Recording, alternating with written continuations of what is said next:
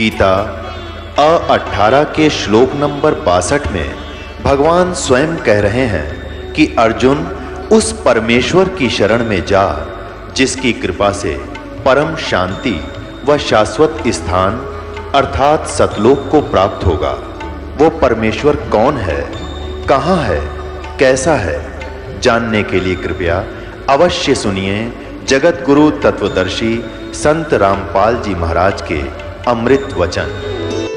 परम पिता परमात्मा पूर्ण ब्रह्म सारी सृष्टि के रचनहार कबीर देव, कबीर साहब, कबीर परमेश्वर, ये हमारे हमदर्द हैं, हमारे पिता हैं, हमारे जनक हैं। चींटी से लेकर हाथी के, रंग से लेकर राजा के, और देव से लेकर महादेव और इंद्र, सुरपति इंद्र तक के वही जनक हैं। दुर्गा देवी और ज्योति निरंजन ब्रह्म सरपुरुष और अक्षर पुरुष के भी जनक वही हैं। अक्षर पुरुष की उत्पत्ति भले ही अचिंत से हुई है, अचिंत भी उसी परमात्मा कबीर साहब का पुत्र है। उनका ही दिया वचन से अक्षर पुरुष की उत्पत्ति अचिंत के माध्यम से हुई थी। तो पुण्यात्मा, आप जिस लोक में रह रहे हो ये लोक ठीक नहीं, ये महागंदा स्थान है और यहां कोई ना रहा ना रहेगा। परमात्मा स्वयं आते हैं इस काल के जाल को समाप्त करने के लिए, अज्ञान हटाने के लिए, और हमें अपना निज स्थान बताने के लिए, जहां हम पहले रहा करते थे, जहां कोई दुख नहीं था। यहां काल भगवान ने हमारे को इस 5 तत्वों की कैद में बेड़ी लगा रखी है, रोक रखे हैं इस बॉडी में। कोई गधे की बॉडी में, कोई सूअर के पिंजरे में, कोई मानव के पिंजरे में। ये जीव इस शरीर रूपी पिंजरे में और 21 ब्रह्मांड रूपी कैद में रोक रखा है। यहाँ कोई सुखी नहीं है। यहाँ के प्रबंधक भी सुखी नहीं है, जो ब्रह्मा विष्णु महेश 3 व्यवस्थक बताए जाते हैं।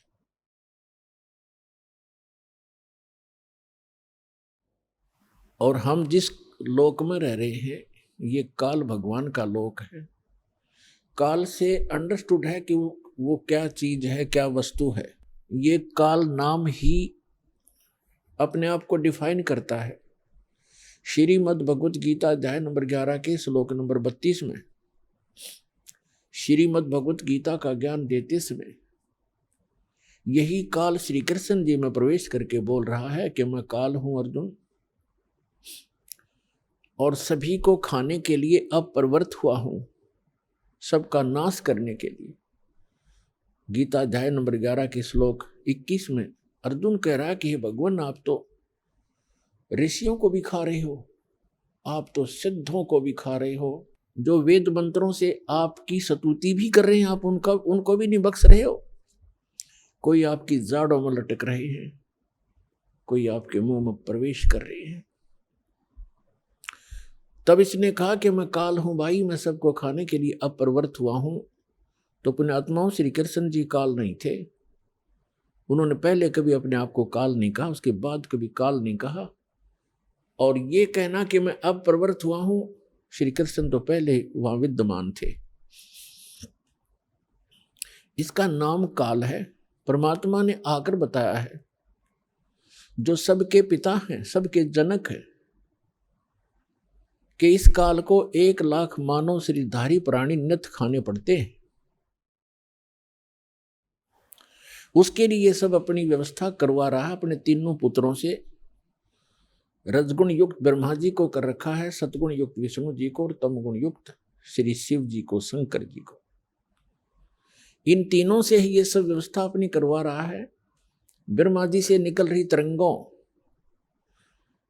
उसके अंदर से निकल रही उस वासना से हम सभी जीव प्रभावित होते हैं और संतान उत्पत्ति करते ही करते हैं। भगवान शिव के अंदर से निकल रही सतोगुण की तरंगों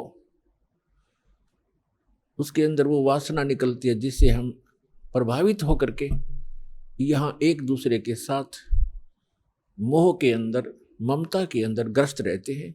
हमारे बस की बात नहीं कि हम यहाँ से ये मोह हटा सके। परमेश्वर कबीर जी ने आकर ही बताया हमारे को कि जैसे तीसरा जो भगवान है श्री तमोगुण युक्त शंकर जी की आप कार्यशैली से परिचित हैं कि वो संहार करते हैं। किस लिए करते हैं? जब पैदा हुए हैं तो मारने की क्या आवश्यकता है? पैदा किए हैं तो उनको मारा क्यों जाता है?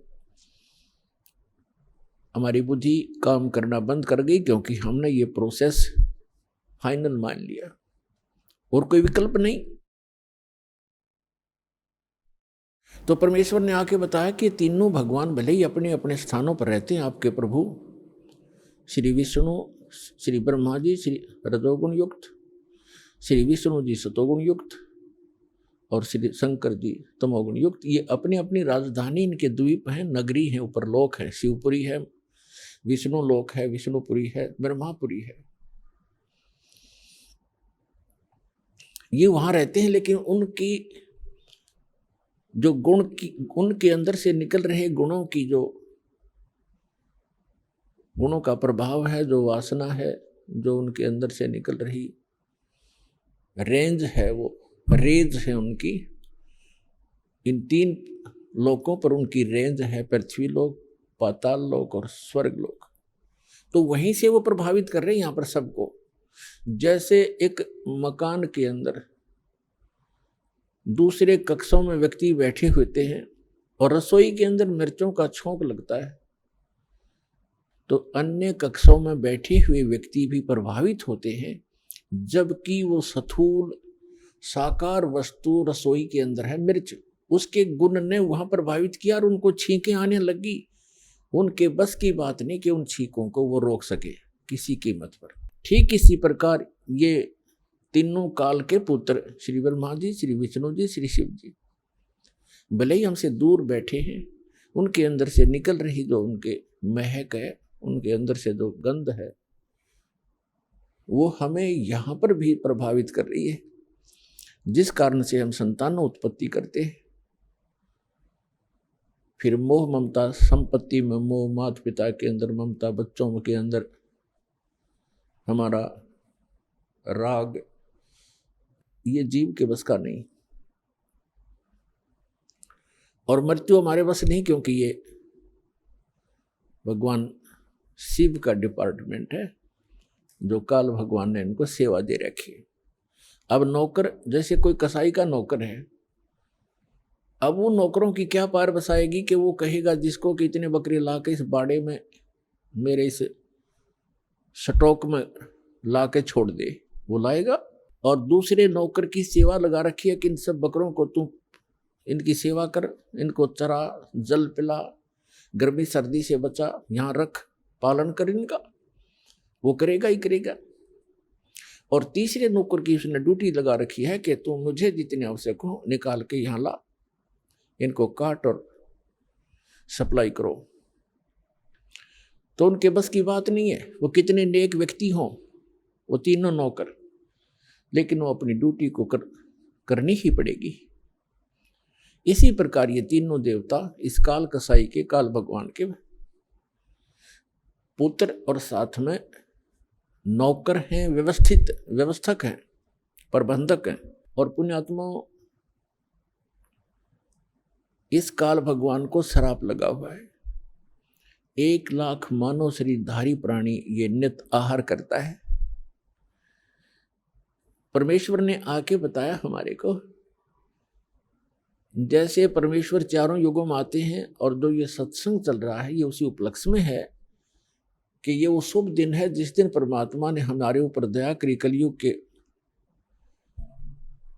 अंदर हम दुखी प्राणियों को, भ्रमित प्राणियों को आके सही दिशा देने के लिए वो परमात्मा अपने निज लोक, उस अच्छे लोक को छोड़कर हमारे लिए इस काल के लोक में आए, कसाई के बाड़े में आए, कसाई के लोक में आए। और हमारे को यथार्थ ज्ञान देने की चेष्टा की, लेकिन हमने परमात्मा के उस ज्ञान को स्वीकार नहीं किया, क्योंकि हमारे धर्म गुरु काल से प्रभावित हैं, प्रेरित हैं। उन्होंने अज्ञान सुना हुआ है, सदग्रंथों को आधार बताते, और सदग्रंथों के विपरीत ज्ञान सुनाते रहे हमारे का। तो वो परमात्मा यहाँ आते रहते हैं, और ये उसी उपलक्ष्य में समागम चल रहा है। सतगुरु आए दया करी, ऐसे दीन दयाल, बंदी छोड़ वृद्धतास कहा, जठरगनी प्रतिपाल। सतगुरु आए दया करी, परमात्मा सतगुरु रूप में आए, हमारे ऊपर मेहर करी। ऐसे दीन दयाल, हमने कैसी भयंकर गलती कर रखी है पुण्यात्माओं, लेकिन ये दयालु गणे हैं। हम भरी थाली का ठोकर मार के आए हो आप, हम सभी नालायक हैं हम। वहां में सर्व सुख प्राप्त थे सतलोक में, आपको सर्व सुख सुविधाएं थी, विमान था प्रत्येक का अलग अलग, वहां पर हर प्रकार की सुविधाएं थी। सदाबहार वृक्ष है, झरने बह रहे हैं, कोई गर्मी और सर्दी नहीं है, सुंदर शरीर युवा शरीर रहता है, गर्मी सर्दी मच्छर माखी कुछ नहीं, किसी चीज का अभाव नहीं, कोई दुर्घटना नहीं। हम उस लोक ने, ऐसे सत्य लोक ने, सच्चे लोक को, सर्व सुख संपन्न लोक को छोड़कर इस काल के साथ यहाँ धक्के खाने आ गए। और आज हमारी क्या दुर्गति कर रखी है, कोई जीव सुखी नहीं। चाहे यहाँ प्रधानमंत्री बना बैठा हो, सारा हर समय उसकी चिंता खत्म नहीं होती, टेंशन ग्रस्त रहता है। तो खा का ये जीवन, कहाँ जी रहे हम, कहाँ रह रहे हैं। सतगुरु आए दया करी, ऐसे दीन दयाल, और बंदी छोड़ वृद्धतास का, जठरग्नि प्रतिपाल। बंदी छोड़ माने इस काल के की बंद से हम बंदी हैं, कैदी हैं, काल के कैदी हैं। और हम कर्मानुसार अपने दुख या भोग रहे हैं, क्योंकि कैद में कर्म का, किए हुए कर्म का ही दंड भोग रहा होता है। तो समर्थ आकर के हमें काल के जाल से छुड़वाकर सतलोक ले जाते हैं, अमरलोक ले जाते हैं। इसलिए वो बंदी छोड़ खाते हैं। अमर करूं सतलोक पठाऊं, ताते बंदी छोड़ कहाऊं। कहते हैं अमर करूं, सदा के लिए ऐसे स्थान पर भेज दूंगा तुम्हें जहां आपकी कभी मृत्यु नहीं होगी। गीता अध्याय नंबर 15 के श्लोक नंबर 1 से 4 में प्रमाण है कि उल्टा लटका हुआ पीपल संसार रूपी वृक्ष समझो, इसके ऊपर को मूल है, नीचे को तीनों गुण रजगुण ब्रह्मा सद्गुण विष्णु रूपी शाखाएं हैं। और जो संत इसके सभी विभाग बता देता है अलग अलग करके, स वेदवित, वो वेद के तात्पर्य को जानने वाला है, वो तत्वदर्शी संत है। और ये भूमिका परमात्मा ही कर सकता है तत्वदर्शी संत की, और कर नहीं सकते। तत्व का अर्थ है पूर्ण रूप से सत्य ज्ञान आधार से जो ज्ञान प्रचार करता है, वो तत्वदर्शी होता है। यहाँ के ब्रह्मा जी को मालूम नहीं, कहता है मैं पता नहीं कहाँ से उत्पन्न हो गया और कौन मेरे जनक हैं। तो ब्रह्मा जी से ही ज्ञान आगे सबको प्राप्त है, इंक्लूडिंग विष्णु और शिव जी तक, उसी से ज्ञान प्राप्त है। तो उसके बाद कितने ऋषि महर्षि अपनी चतुरता दिखाते रहे, वो तत्वदर्शी कैसे हो सकते हैं? वो परमात्मा की एक प्रश्न का उत्तर नहीं दे पाए आज तक।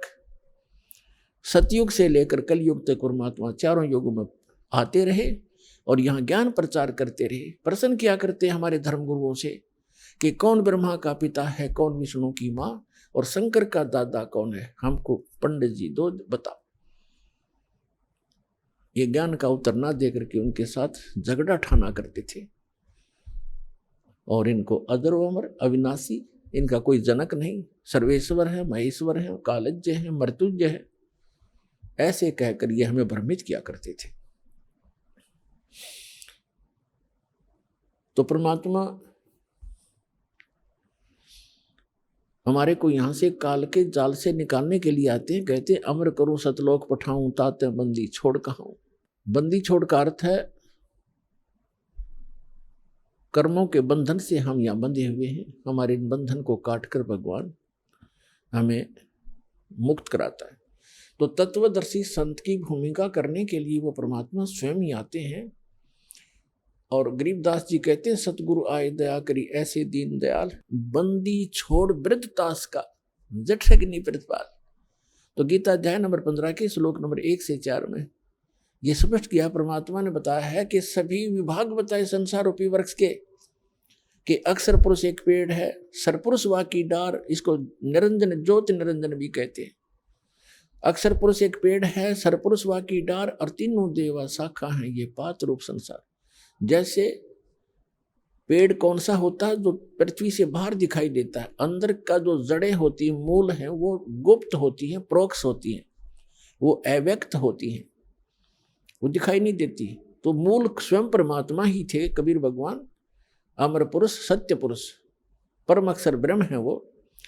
और उसके बाहर जो दिखाई देता उसके विषय में उन्होंने बताया कि अक्षर पुरुष ये तना समझो, और सरपुरुष वा की डार जो मोटी डार निकलती है उसको ब्रह्म समझो, और तीनों देवा शाखा हैं उस शाखा, उस डार के आगे 3 शाखा समझो, ये रजगुण ब्रह्मा सदगुण विष्णु तप गुण शिव जी जानो। एक बार इस चित्र को देख लीजिए फिर आसानी से समझ पाओगे। ये एक चित्र है, ये कंप्लीट चित्र देखो।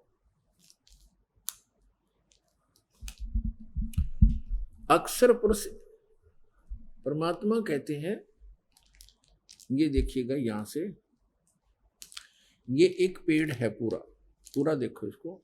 परमात्मा ने बताया था अक्षर पुरुष एक पेड़ है, ये समझो ये पृथ्वी से बाहर जो दिखाई देता है इसके विषय में परमात्मा ने जानकारी दी है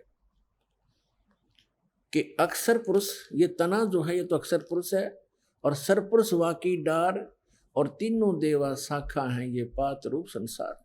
अब ये परमात्मा बता रहे हैं कि अक्षर पुरुष एक पेड़ है, ये बाहर दिखाई देता है सारा पेड़ समझो, लेकिन इसका जो तना है ये है वो, ये तना तो सरपुरुष है और अक्षर पुरुष है, ये सरपुरुष वाकी डार और तीनों देवा शाखा है, ये हम यहाँ हैं, ये पात रूप संसार।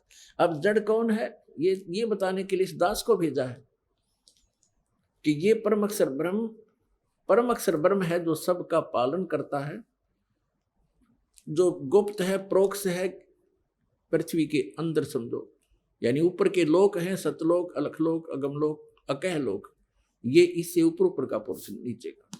और ये है कौन? अनंत कोट ब्रह्मांड का एक रति नहीं भारे, सतगुरु पुरुष कबीरे हैं ये कुल के सिरजनहारे।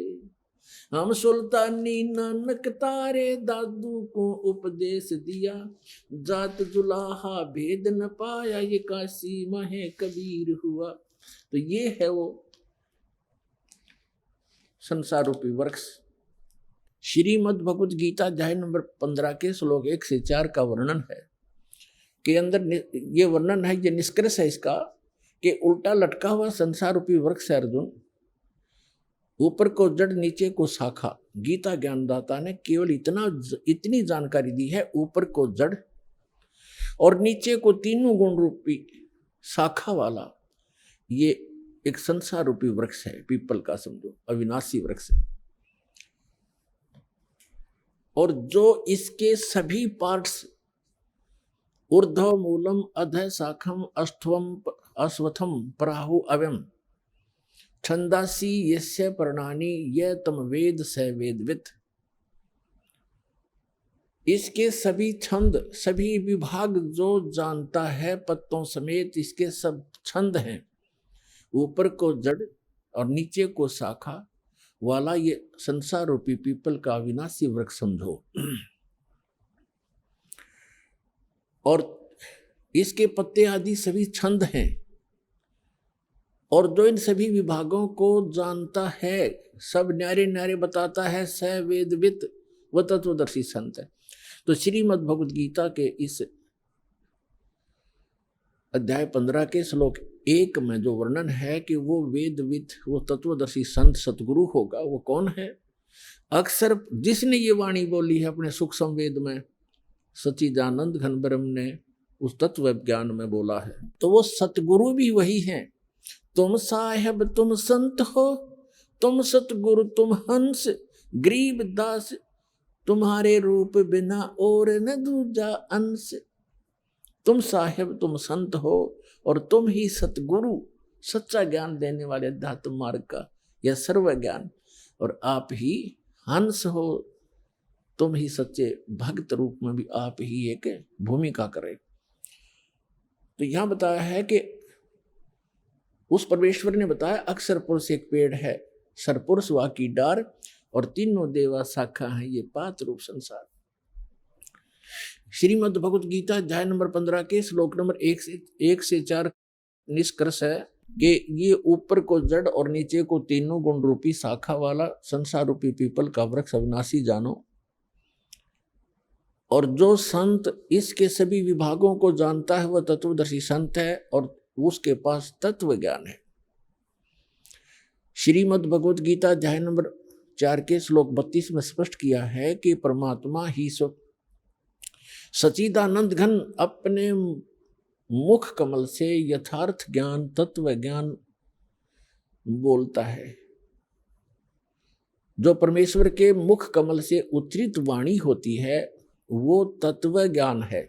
उसके अंदर आध्यात्मिक यज्ञों का यानी आध्यात्मिक अनुष्ठानों का विस्तृत विवरण होता है, और उसको जानने के बाद फिर सभी कर्मों से सभी पापों से मुक्त प्राणी हो जाता है। वो तत्व ज्ञान स्वयं परमात्मा अपने मुख कमल से ब्रह्मणे मुखे, अपने मुख कमल से बोलकर वो वाणी उच्चारण करता है। सच्चिदानंद घन ब्रह्म की वाणी में विस्तार से कहे गए हैं वो तत्व ज्ञान है। चौथे अध्याय के 34वें श्लोक में कहा है कि अर्जुन उस तत्व ज्ञान को जो गीता ज्ञान से अन्य है, उस तत्व ज्ञान को तत्वदर्शी संतों के पास जाकर समझ, उनको दंडवत प्रणाम करने से, कपट छोड़कर उनकी सेवा करने से, सरलता पूर्वक प्रसन्न करने से वो तत्वदर्शी संत तुझे तत्व ज्ञान का उपदेश करेंगे।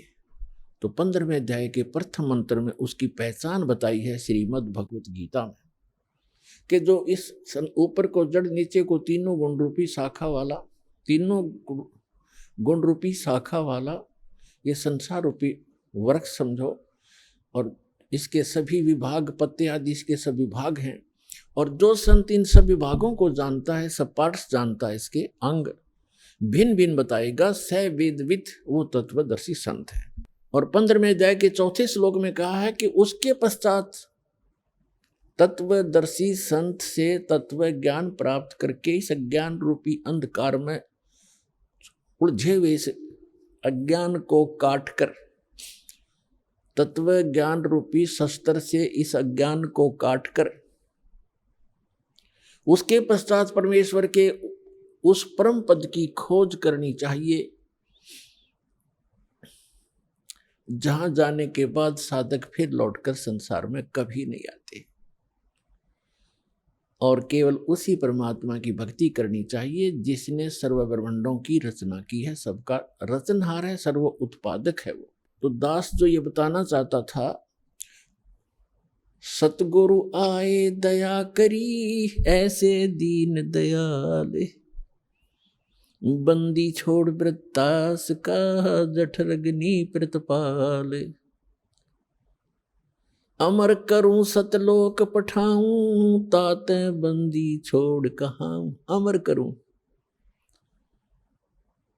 उस परमात्मा के तत्व ज्ञान के आधार से सत साधना करने वाले प्राणी वहां चले जाते हैं, फिर लौटकर कभी संसार में नहीं आते। श्रीमद् भगवत गीता अध्याय नंबर 18 के श्लोक नंबर 62 में कहा है कि अर्जुन तो सर्वभाव से उस परमेश्वर की शरण में जा जो गीता ज्ञान दाता से अन्य है।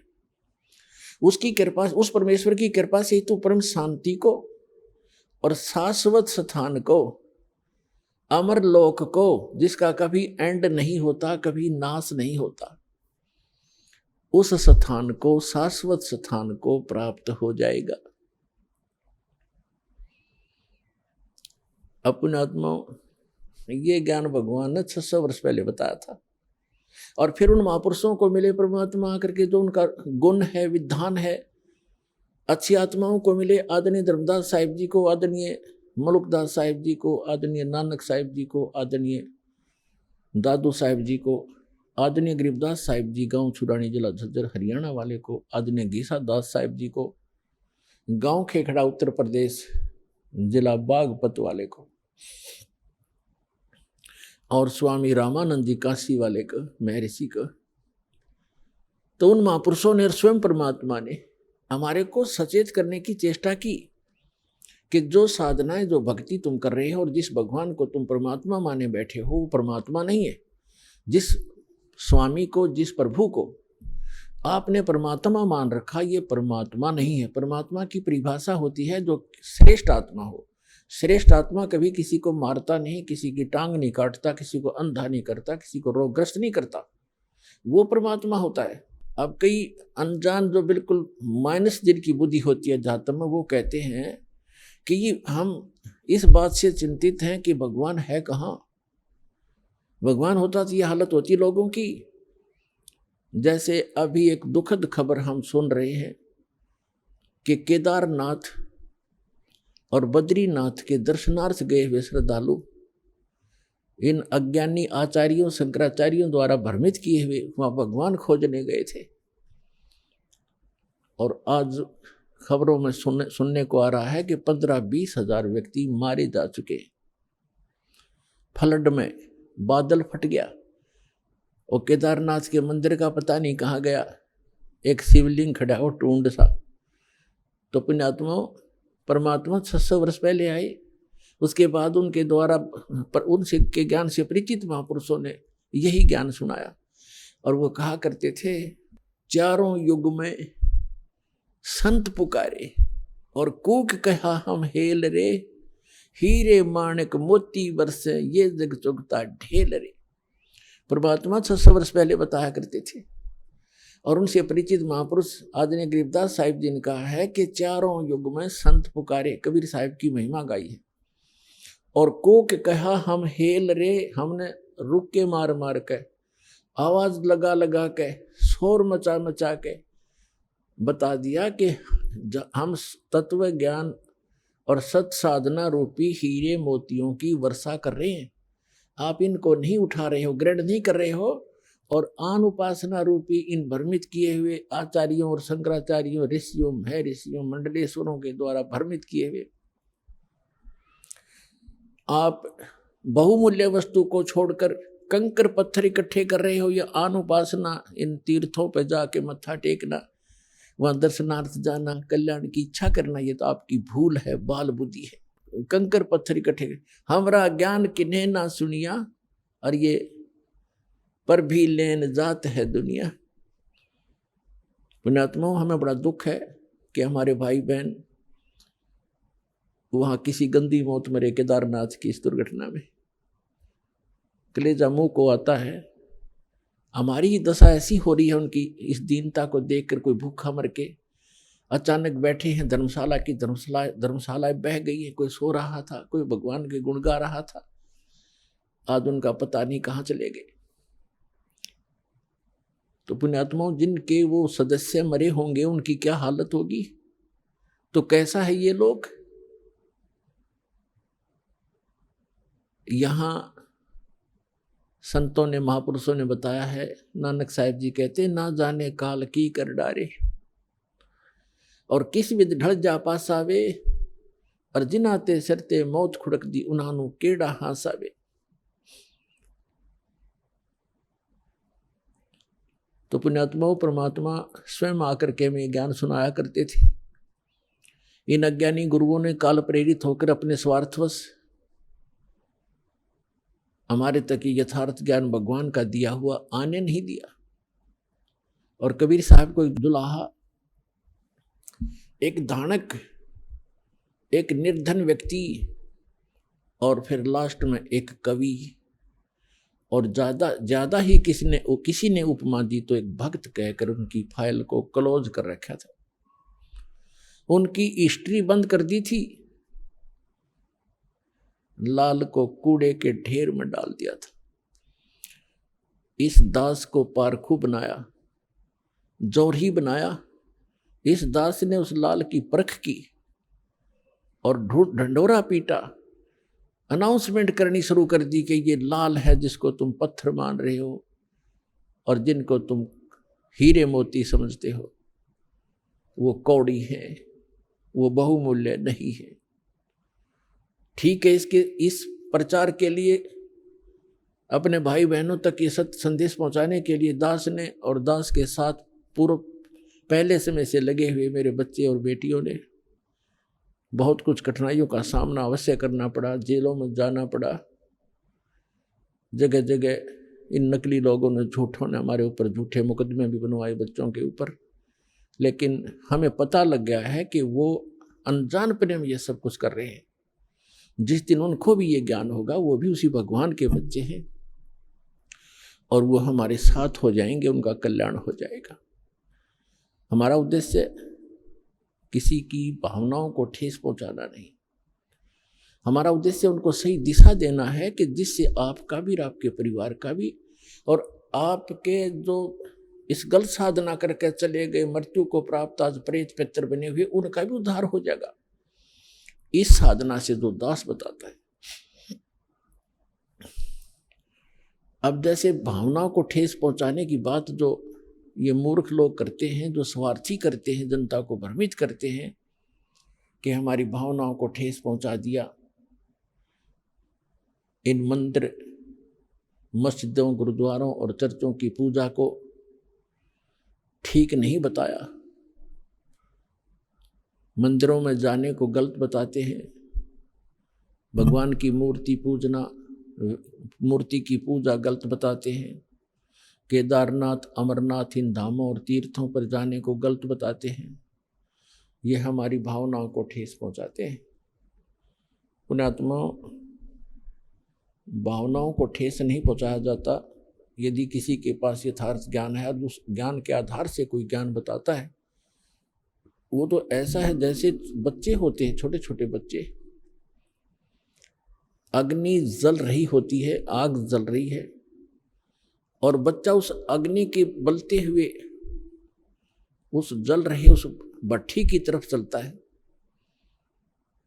और उसको कोई देख लेता है, बुद्धिमान व्यक्ति, कि ये बच्चे अग्नि की भट्ठी की तरफ जा रहे हैं और ये जल जाएंगे। उनको जाकर वो उठा लेता है और वो जाना चाहते हैं, उसको अच्छी वस्तु समझ के पकड़ना चाहते हैं और उसको उठा लेता है। तो वो रोता भी है और कहता है मुझे छोड़ दे, इधर ही जाने दे। उसकी भावनाओं को वहां ठेस पहुंचाना अनिवार्य था। यदि उस भावनाओं को ठेस नहीं पहुंचाया जाता तो जल के मर जाता वो बालक। तो दास का प्रयत्न यही समझो कि यदि आप इसको भावनाओं को ठेस समझते हो तो ये इस प्रकार की भावनाओं को ठेस पहुंचाना दास की मजबूरी होगी, क्योंकि दास इस मार्ग से परिचित हो चुका है। और जहां तक पार बसाओगी, आपको वहां नहीं जलने दूंगा उस आग के अंदर। अपने आत्मा परमात्मा आकर बताया करते थे कि जिन धामों की आप पूजा करने जाते हो, इन धामों की कुछ कम से कम तुम स्थापना देखो कैसी हुई है। इन तीर्थों की ये स्थापना कैसी हुई, और फिर ध्यान से सोचो, विचार करो। आज बालक नहीं हो, आप शिक्षित हो, उनके इतिहास, उनकी जीवनी हमारे पास उपलब्ध है, उनको पुनः विचार करके ग्रहण करो, उनको त्याग दो। देखो जितने भी तीर्थ हैं, धाम हैं, और जितने भी ये पवित्र स्थल हैं, आदरणीय हैं, ये आदरणीय यादगारें हैं, लेकिन वहां जाने से मोक्ष नहीं हो सकता। आपको बहुत बार बताया है, परमात्मा भी आकर स्वयं बताया करते थे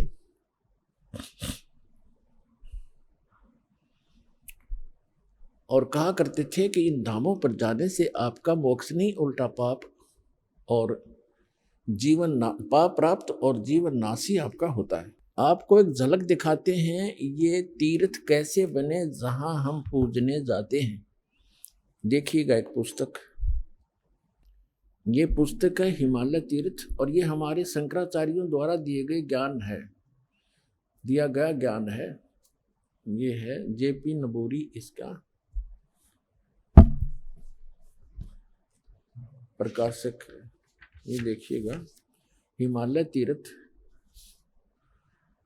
जेपी नबूरी, उप मुख्य कार्यकारी, श्री बद्रीनाथ केदारनाथ मंदिर समिति, ट्रैक्स एंड टूर्स, कलकत्ता। और ये यहाँ से छपे हैं।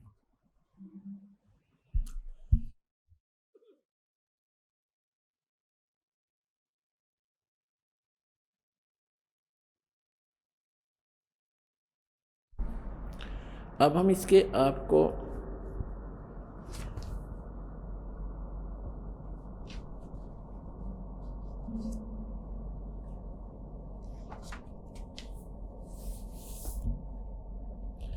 ये देखिएगा, उत्तराखंड के पंच केदार, ये पृष्ठ नंबर 17 है। यहाँ से हम प्रारंभ कर रहे हैं। ये 18 पृष्ठ है, यहाँ से हम, ये 17 पृष्ठ है। उत्तराखंड के पंच केदार श्री केदारनाथ भारत के उत्तर नागाधिराज की सुरम्य उत्पत्तिका में स्थित केदार क्षेत्र प्राचीन काल से मानव मात्र के लिए पावन मोक्षदायक रहा है।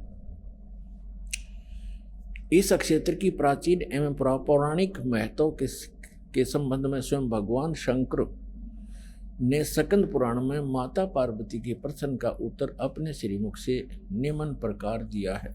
ठीक है। हे प्राणेश्वरी, यह क्षेत्र उतना ही प्राचीन है जितना कि मैं हूँ। मैंने इसी स्थान पर सृष्टि की रचना के लिए ब्रह्मा के रूप में परब्रह्म तत्व प्राप्त करके सृष्टि निर्माण का शुभारंभ किया। तभी से स्थान मेरा चिरप्रिय समान है। भगवान शंकर का सुप्रसिद्ध ज्योतिर्लिंग भारत के विख्यात 12 ज्योतिर्लिंगों में से 11वां ज्योतिर्लिंग है। सुदूर उच्च हिमालय में समुद्र तल से 11,750 फीट की ऊंचाई पर श्री नर और नारायण ऋषि द्वारा प्रतिष्ठित है। पुराणों के अनुसार इस पुण्य फलदायी ज्योतिर्लिंग की स्थापना के संबंध में इसका इस प्रकार वर्णन, अनंत रत्नों के जनक अतिशय पवित्र केदार नामक अत्यंत शोभा से युक्त शिखर पर पूर्व काल में महातपस्वी अपने आत्माओं ये तीर्थ और ये धाम कैसे बने हैं, इसकी थोड़ी सी झलक दिखाएंगे। फिर दास मौखिक सुनाएगा, वो अच्छा समझ में आएगा। अब देखिएगा, अब हम 18 पृष्ठ पर आगे 17 पर पढ़ लिया। यहाँ पर पीछे से हमने पढ़ा है,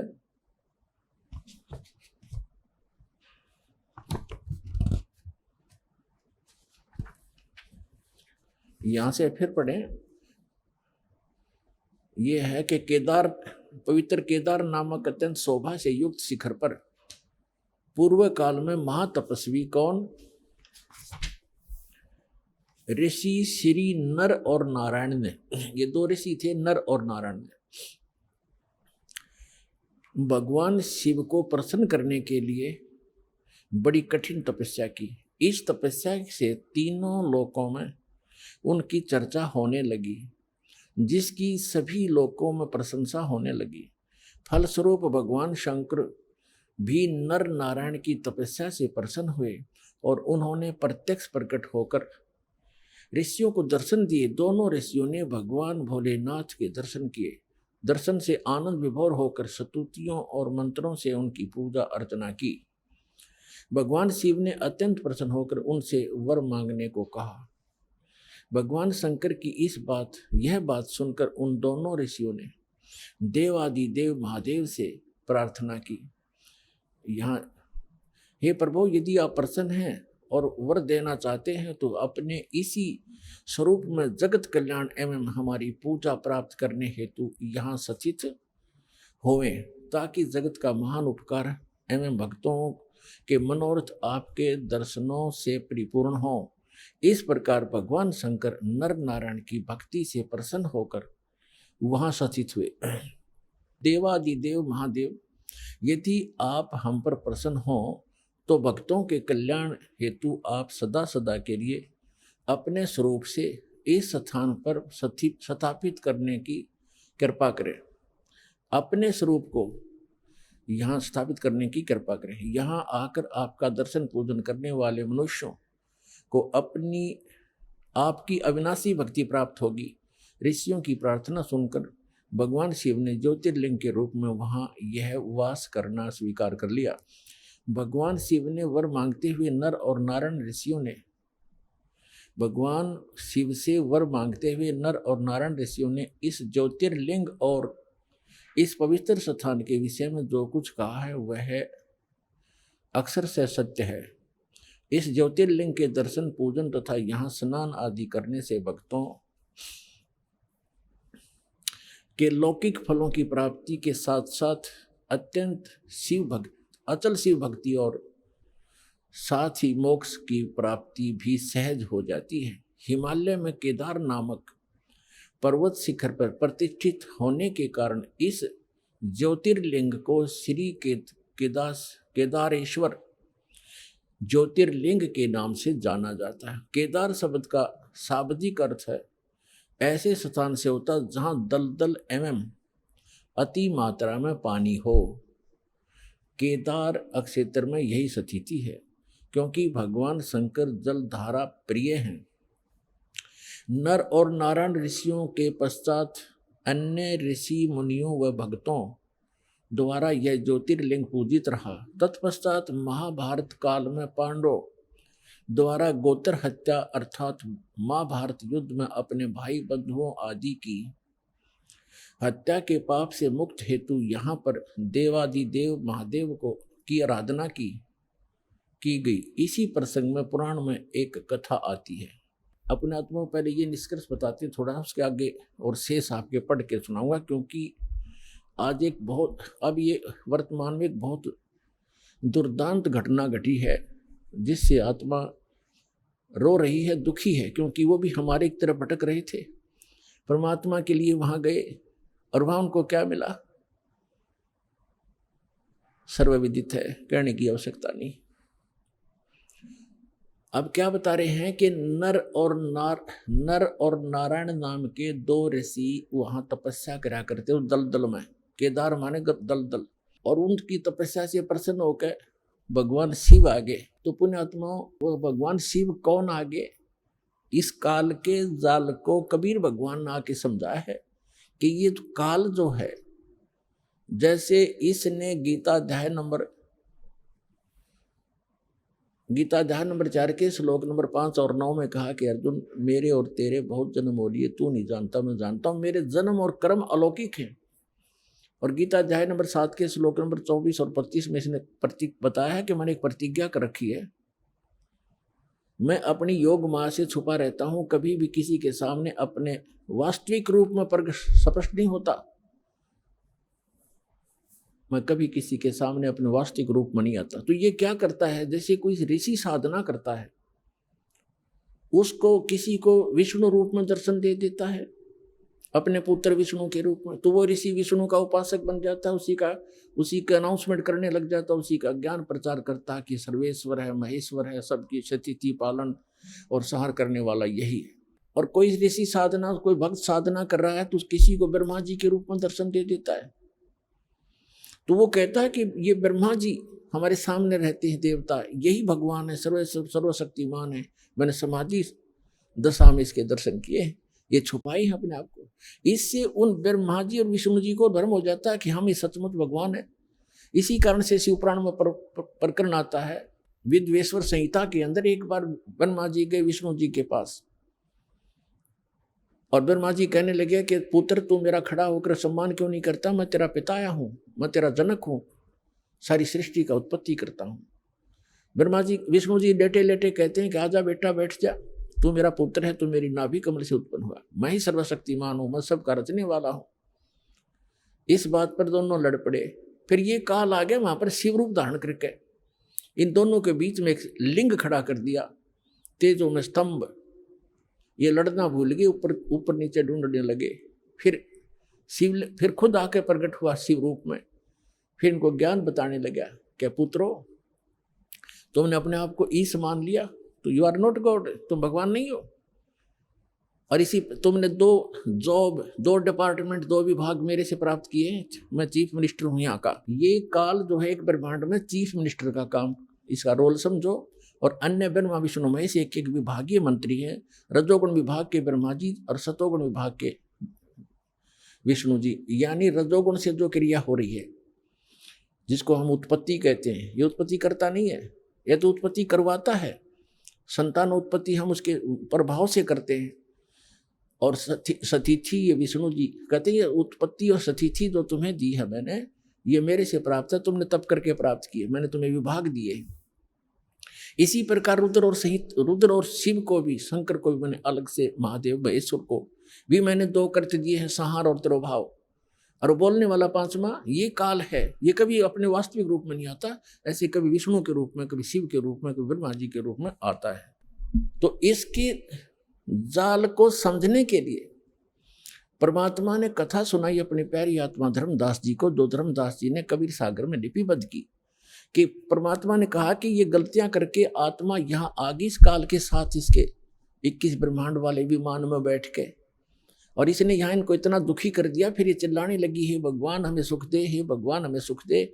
हम हाहाकार मच गई। तब परमात्मा कहते मैं आया, अपने ही पुत्र जोग जीत का रूप बना करके मैं वहां आके खड़ा होगा जहां तपस्या के ऊपर 1 लाख मानव शरीरधारी प्राणियों को ये नित्य खाता है, आहार करता है। और मेरे वहां आने से उस तपस्या की जलन बंद हो गई। वह आग जो कि तो गर्म ऐसे की ऐसी है, वो तपस्या, वो तई, वो बड़ी जो तवा होता है जिस पे उनको भूना जा रहा था। लेकिन उनको उन परमात्मा की कृपा से उस पर उपस्थित जितने भी 1 लाख जीव थे मनुष्यधारी जो वहां गई थी, उनकी आत्मा, उनको कष्ट बंद हो गया, उसका ताप बंद हो गया, तपत। तब उन्होंने ऊपर में उठाकर देखा कि भगवान हम कौन से दुख, कौन से पाप का यहाँ कष्ट भोग रहे हैं।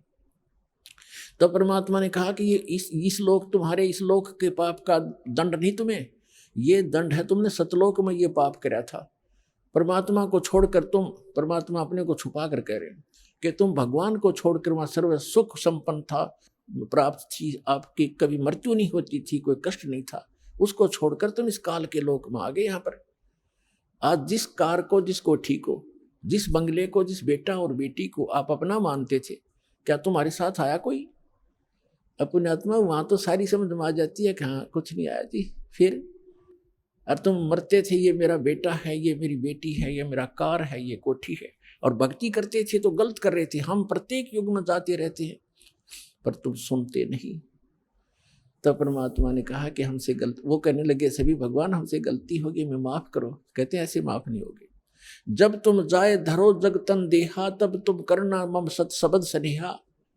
जब कोई मेरा संत मेरी महिमा गाता हुआ तुम्हें मिल जाए और तुम्हें मानव शरीर प्राप्त हो, तुम तुरंत ग्रहण कर लेना और फिर तुम उस सत भक्ति करके यहाँ उस लोक में चले जाओगे। अमर करूं सतलोक पठाऊं, ताते बंदी छोड़ कहां। इतने में वो काल आ जाता है। प्रतिदिन उसने टाइम फिक्स कर रखा है, इतने समय के बाद ये सभी आत्माएं उसके तपस्या पर भुन कर उनके अंदर से जो गंध वो निकालता है, वो निकल कर ऐसे उड़ा देता है। आइए अब हम उन श्रद्धालुओं के अनुभव जानते हैं जो जगत गुरु तत्वदर्शी संत रामपाल जी महाराज जी से दीक्षा प्राप्त कर चुके हैं तथा उनके द्वारा बताए गए भक्ति मार्ग पर चल रहे हैं। नमस्कार सर। नमस्कार सर जी। सर क्या नाम है आपका? ये अखिलेश चौहान नाम है मेरा। अखिलेश जी आप कहाँ से हैं? जी मैं काशीपुर जिला उधमसिंह नगर उत्तराखंड से आया हूँ।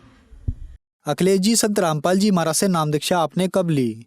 जी संत रामपाल जी महाराज जी से दीक्षा मैंने 2013 7 फरवरी को ली। अखिलेश जी संत रामपाल जी महाराज से नाम दीक्षा लेने से पहले आप क्या भक्ति साधनाएं करते थे? जी संत रामपाल जी महाराज जी से जुड़ने से पहले देवी देवता की पूजा करना, बृहस्पति देव का व्रत रखना, केले के जड़ में पूजा करना, पीले कपड़े पहनना और पीला भोजन करना, ये सारी प्रक्रिया करते थे। क्योंकि हमारे परिवार में शुरू से ही जो बृहस्पति देव को इष्ट रूप में पूजा जाता था और हमारी माता श्री भी इनकी बहुत अच्छी भक्ति, लेकिन हमें इनसे कोई वृद्धि या कोई लाभ नहीं मिला। अखिलेश जी संत रामपाल जी महाराज की शरण में आप कैसे आए? जी संत रामपाल जी महाराज जी के शरण में हम इस तरह से आए कि हमारी मामी है रिश्तेदारों में, उनके पेट में जो है पथरी थी गुर्दों में। वो 20 साल से करीब परेशान थे गुर्दे की पथरी से। वो दवाई खाते थे, डॉक्टरों ने ऑपरेशन बताया था उनका, लेकिन गरीब परिवार होने की वजह से उनका ऑपरेशन नहीं हो पाया, जिससे वो दर्द के मारे काफ़ी परेशान रहते थे। तो हमारे मामा श्री हैं वीरेंद्र सिंह चौहान, उनको ज्ञान गंगा किताब मिली चंडीगढ़ में, उन्होंने वो पढ़ी। पढ़ने के बाद उन्होंने इंटरव्यू पढ़ा उसके अंदर कि हुड्डा जी की लड़की का कैंसर ठीक हो गया। तो उन्होंने हुड्डा जी को फ़ोन लगाकर पूछा कि आपका कैंसर सही हो गया संत रामपाल जी महाराज जी के जुड़ने के बाद। उन्होंने कहा हाँ जी सही हो गया, और आप भक्ति कर सकते हो, मर्यादा में रहेगा तो आप भी सही हो जाओगे। भगत जी जो है हमारे जो राणा जी हैं वो संत रामपाल जी महाराज जी के यहाँ गए, नामदान लिया उन्होंने, और उनकी जो पत्नी थी उनके पेट की पथरी जो थी वो सही हो गई, उनका कोई दर्द नहीं होता। उन्होंने आके हमको बताया भाई आपके पैरों में दर्द रहता है और आप वहाँ चले जाओ, नाम ले लो तो सही हो जाओगे। तो साहब हम इस दौरान संत रामपाल जी महाराज जी के शरण में गए। संत रामपाल जी महाराज की शरण में आने के बाद क्या आपको कोई लाभ भी मिले? जी लाभ तो सर जी हमारे पास कई हुए हैं, मालिक की दया से, संत रामपाल जी महाराज जी की दया से बहुत लाभ हुए हैं, और ये जीवन ही हमारा संत रामपाल जी महाराज जी की दया से है। जी पहला लाभ मैं ये बताना चाहूँगा आपको कि मैं नशे से बहुत ज़्यादा परेशान था। इतना ज़्यादा परेशान था कि पूरे दिन काम करना और शाम को नशा करना, कि शाम को 5 बजने के बाद ऐसा लगता था कि अब हमें जो है शराब की हट्टी पे जाना है, कोई सी भी दारू मिले कैसी मिले कहीं कहीं पे भी हो वहाँ पहुँचना है और उसे पीना है। पीने के बाद इतनी पी लेते थे कि कभी छत से कूद जाओ या आत्महत्या कर लो, मर जाओ, कि अंदर कोई प्रेत घुस गया वो दारू पी रहा है और मारने की बातें कर रहा है। इसी दौरान हम दारू पी के अपनी छत से कूद गए, किसी परिवार में बीमार हुआ और छत से कूद के दर्जी हमारे दोनों टांग फ्रैक्चर हो गई, रीढ़ की हड्डी फ्रैक्चर हो गई। करीब 3 साल हम लंगड़ेपन से रहे। सबसे पहला तो हमें ये लाभ हुआ मालिक के संत रामपाल जी महाराज जी की शरण में जाकर कि मेरी ये टांग करीब 4 साल सर जी में लंगड़ा रहा। 4 साल लंगड़ा रहने के बाद संत रामपाल जी महाराज जी से नामदान दीक्षा लेने के बाद मेरा ये लंगड़ापन सही हो गया और मैं अपनी बॉडी में बिल्कुल सही हो गया। मेरा 2013 से पहले 35 किलो शरीर में वजन था और ब्लड नहीं था बिल्कुल भी। डॉक्टर कहते ब्लड चढ़वाओ, ग्लूकोज चढ़वाओ। संत रामपाल जी महाराज जी की शरण में आने के बाद मैंने 4 बार ब्लड दे चुका हूँ। वजन मेरा 65 किलो है और मालिक की दया से मेरी रीढ़ की हड्डी में कोई दिक्कत नहीं, दोनों पैर मेरे सही हैं और मैं सही काम करता हूँ और सही काम सारा करता हूँ। सर जी नशा तो मैं इस तरह से करता था, समझ लो कि जैसे कोई दारू ऐसा से पीता था जैसे कोई पानी पीता हो। हमारी 4-5 नशा करने वालों की टीम थी, वो कहते थे मैं तुझसे ज़्यादा पी जाऊँ, मैं तुझसे ज़्यादा पी जाऊँ। तो 2-2 3-3 बोतल हम पी जाते थे, हमें ये पता नहीं चलता कि दारू कितनी पी रहे हैं, कि समझ लो कोई भूत घुस के अंदर आके पी रहा, पता ही नहीं चल रहा। और उसके बाद कभी कभी ऐसा होता था कि एक पैक पिया और साहब छत से कूद गए, लड़ाई झगड़े करने लगे। सुल्फा भी पी लिया, शराब भी पी ली और कैप्सूल भी खा ली, फिर भी नशा नहीं हुआ। इतना नशा करते थे हम। और जैसे काम करते थे, मैं पेंटिंग का काम करता हूँ, ठेकेदारी करता हूँ, मालिक से पैसे लिए और नशा करने चले गए। नशा करके लौट के आए तो सारे पैसे गायब, सब खत्म, कुछ है ही नहीं। नशा तो इतना ज़्यादा करता था मैं, कई बार आत्महत्या करने की कोशिश करी नशा करने के बाद, कि नशा किया और साहब ट्रेन की पटरी के नीचे जाकर लेट गए, कि ये झगड़ा कर लिया, पिट के आ गए, उससे बेफजूल के सारे काम करते थे। और नशा से कुछ हम इतने परेशान थे, नशा छुड़ाने के लिए 2006 में, नशा मुक्ति करने के लिए 2006 में संत राम रहीम जी के पास मैं उनकी शरण में गया। उनसे बोला कि साहब हमारा नशा मुक्त करा दो, हम आपकी जो हमें बताओगे हम उस तरह से साधना करेंगे। हम उनके पास गए। जाने के बाद क्या हुआ, वो सामने राम रहीम जी सामने बैठे, हम नीचे बैठे, पंडाल में बैठे थे। तो नशे की इतनी बुरी आदत थी कि हम संत राम रहीम जी के आश्रम के अंदर भी सुरती मल के खाए।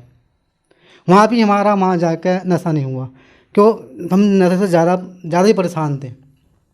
लेकिन वहाँ पर उन्होंने एक बात बता दी थी कि भाई साहब आपका नशा मुक्त हो जाएगा, आप साधना करना और साधना करने के बाद जो है आप बिल्कुल सही हो जाओगे।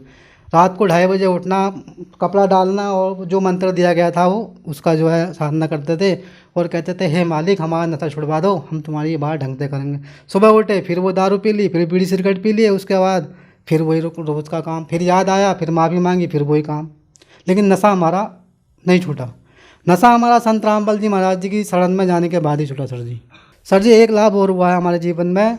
जब हम किराए के मकान पर रहते थे, गरीब परिवार था सर जी, तो हमने जो अपने मकान जहाँ जगह ली है उसके अंदर टीन शेड डाला और वहाँ पे एक तो हमारे पास लाइट नहीं और जो पानी मिलता वो मोटर लगानी पड़ती, मोटर लगती है वहाँ करीब 30-35 हज़ार रुपये में, और उसमें ज़मीन में वैसा सर जी जो है 250 फीट से ऊपर पानी नहीं है।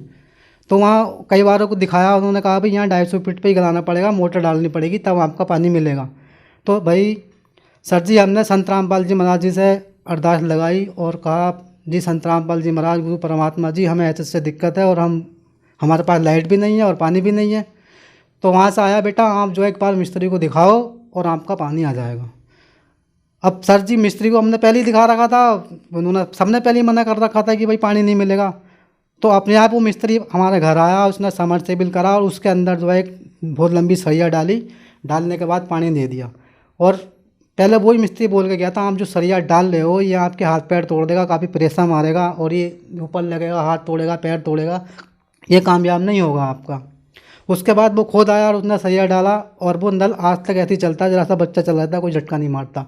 और उस जगह के एरिया में कोई ये कहे कि मैं झूठ बोल रहा हूँ, आज भी काशीपुर में, जिला उधम सिंह नगर, काशीपुर पॉलिटेक्निक के पास, पूर्व बिहार, अखिलेश चौहान मेरा नाम है और मेरी माँ का नाम शीला है। वो नल आज भी खड़ा हुआ है और आज भी पानी देता है, कोई भी जगह चला सकता है। उस मोहल्ले के अंदर किसी के यहाँ हैंडपम्प नहीं लगा हुआ, ये हकीकत बात बता रहा हूँ मैं। किसी के यहाँ पानी नहीं है, सब लाइट भाग जाती है, अगर घंटों अगर लाइट नहीं आए तो सब पानी को परेशान हो जाते हैं, सब उस नल से पानी भरते हैं। वो संत रामपाल जी महाराज जी की दया से वो नल आज भी चल रहा है। अखिलेश जी आप बहुत ज्यादा नशा करते थे, नशा छुड़ाने के लिए आप राम रहीम जी के भी पास गए, वहां पर आपका नशा नहीं छूटा, लेकिन संत रामपाल जी महाराज की शरण में आने के बाद आपका नशा छूट गया। तो सर ऐसा कैसे संभव हो रहा है कि जो श्रद्धालु संत रामपाल जी महाराज से नाम दीक्षा लेते हैं उनका नशा एकदम से छूट जाता है?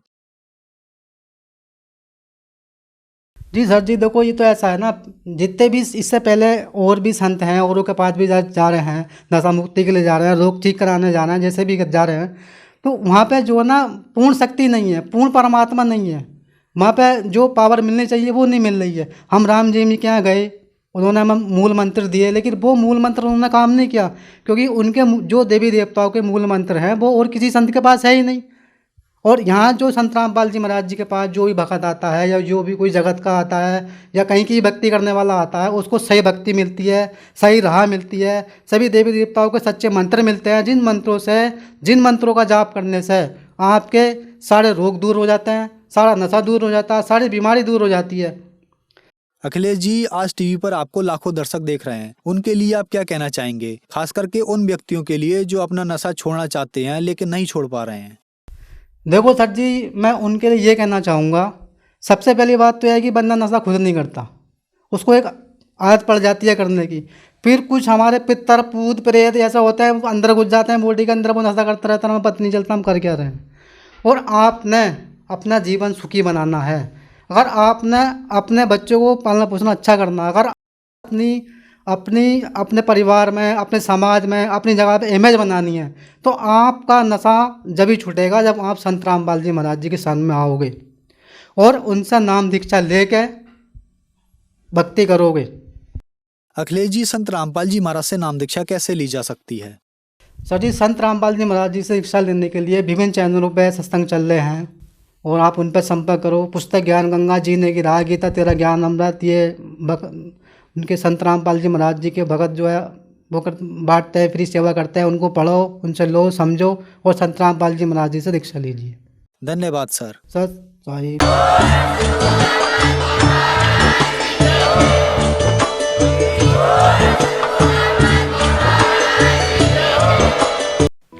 आप सुन रहे थे जगत गुरु तत्वदर्शी संत रामपाल जी महाराज के मंगल प्रवचन। अधिक जानकारी के लिए संपर्क करें